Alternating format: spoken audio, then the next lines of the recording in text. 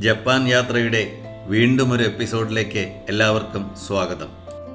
ഇന്ന് നമ്മൾ കാണാൻ പോകുന്നത് ഒസാക്ക കാസിലാണ്. ഒസാക്ക കാസിലേക്ക് പോകുന്ന വഴി മുഴുവൻ ചെറി ബ്ലോസം ചെടികൾ പൂത്തലിഞ്ഞു നിൽക്കുന്ന കാഴ്ചയാണ്. ഈ ചെടികളുടെ ഇടയിലൂടെയാണ് നമ്മൾ കാസിലേക്ക് പോകുന്നത്. ജപ്പാനിലും കൊറിയയിലും കുറച്ച് യൂറോപ്യൻ രാജ്യങ്ങളിലും മാത്രം കാണുന്ന ഒരുതരം ചെടിയാണിത്. തണുപ്പ് കാലം കഴിഞ്ഞ് വേനൽക്കാലം തുടങ്ങുന്നതിന് മുമ്പ് പൂത്തു തുടങ്ങുന്നു. വെള്ളയും പിങ്കുമാണ് പൂക്കളുടെ നിറം. മാർച്ച് മാസം പകുതിയിൽ തുടങ്ങി ഏപ്രിൽ മാസം 20-ാം തീയതി ആവുമ്പോഴേക്കും ചെറി പൂക്കൾ പൂത്തുലയുന്നു.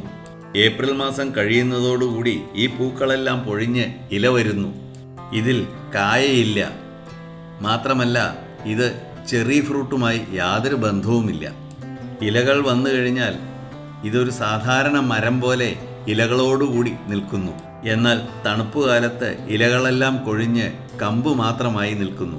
ഈ പൂക്കൾ പറിച്ചെടുത്ത് ഇവിടെയുള്ളവർ പലതരം പാനീയങ്ങൾ, അച്ചാറുകൾ, കറികൾ എന്നുവേണ്ട മദ്യം വരെ ഉണ്ടാക്കുന്നു. ചെറി ബ്ലോസം കാണുവാൻ അനവധി സഞ്ചാരികൾ എത്തുന്നുണ്ട്. ജപ്പാനിലെയും കൊറിയയിലെയും ടൂറിസ്റ്റ് സീസണും ഇതുതന്നെയാണ്. ഇതാണ് ഒസാക്ക കാസിൽ.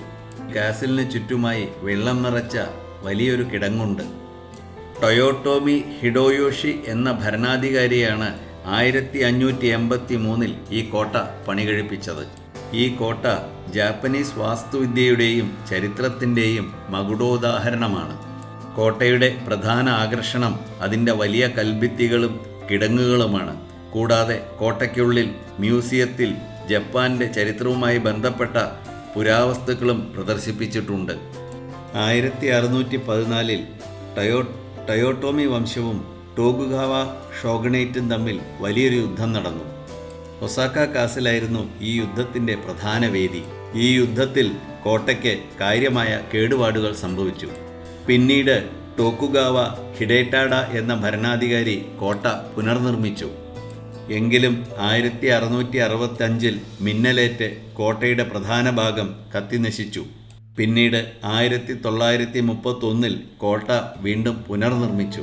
ഇന്നു കാണുന്ന കോട്ടയുടെ ഭംഗി ശരിക്കും ആരെയും ആകർഷിക്കുന്നതാണ്. ഇവിടെ ഒരു ജലസ്രോതസ്സുണ്ട്. ഇതൊരു പരിപാവനമായ തീർത്ഥമാണെന്നാണ് പറയുന്നത്. ഈ സ്ത്രീ പിടിച്ചിരിക്കുന്നത് ജപ്പാനിലെ ട്രഡീഷണൽ കുടയാണ്.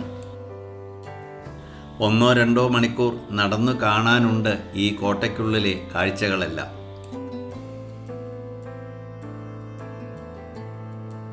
ഈ കാണുന്ന ഒസാക്ക കൊട്ടാരത്തിനുള്ളിൽ ഇപ്പോഴും രാജകുടുംബം താമസിക്കുന്നുണ്ട് എന്നാണ് പറയുന്നത്. അതുകൊണ്ടാവാം പൊതുജനങ്ങൾക്ക് ഇതിനുള്ളിലേക്ക് പ്രവേശനമില്ല. ഞങ്ങൾ ഈ കൊട്ടാരമെല്ലാം പുറത്തുനിന്ന് കണ്ട ശേഷം പ്രധാന കവാടത്തിലൂടെ പുറത്തേക്ക് കടന്നു. ഞങ്ങൾ കൊട്ടാരം കാണുവാൻ വരുമ്പോൾ ഇത്ര തിരക്കില്ലായിരുന്നു. തിരിച്ചു പോകുമ്പോഴേക്കും വലിയ ജനത്തിരക്കായി. ഒസാക്ക കാസിലിന് പുറത്തായി ഒരു ക്ഷേത്രമുണ്ട്. ഈ ക്ഷേത്രത്തിൻ്റെ പേര് ഹൊക്കോക്കു ജിൻജു എന്നാണ്. ജപ്പാനിൽ പൊതുവായി ക്ഷേത്രത്തിന് മുന്നിൽ ഇതുപോലുള്ള ഒരു കവാടം കാണാം. ഇതിനെ ടോറ ഗേറ്റ് എന്നാണ് പറയുന്നത്. ഹൊക്കോക്കു ജിൻജു എന്ന ക്ഷേത്രം ടൊയോട്ടോമി ഹിഡയോഷി രാജാവിൻ്റെ ഓർമ്മയ്ക്കായി കെട്ടിയതാണ്. ടൊയോട്ടോമി ഹിഡയോഷി രാജാവിൻ്റെ ആത്മാവിനെയാണത്രേ ഇവിടെ കുടിവെച്ചിരിക്കുന്നത്. ഇതാണ് ആ ക്ഷേത്രത്തിൻ്റെ പ്രധാന മന്ദിരം. ഇവിടെ വരുന്നവരെല്ലാം വളരെ ഭക്തി പുരസ്സരം പ്രാർത്ഥിക്കുന്നു.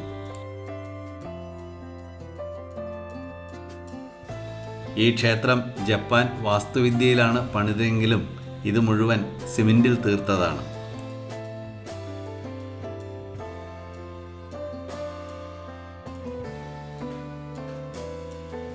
ആണ് ടൊയോട്ടോമി ഹിഡോഷിയുടെ പൂർണ്ണകായ പ്രതിമ.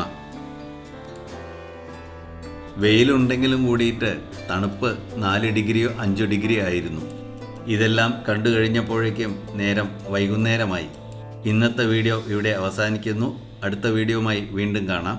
വീഡിയോ ഇഷ്ടമായെങ്കിൽ ബെൽ ബട്ടൺ അമർത്തൂ, ലൈക്ക് ചെയ്യൂ, ഷെയർ ചെയ്യൂ, സബ്സ്ക്രൈബ് ചെയ്യൂ.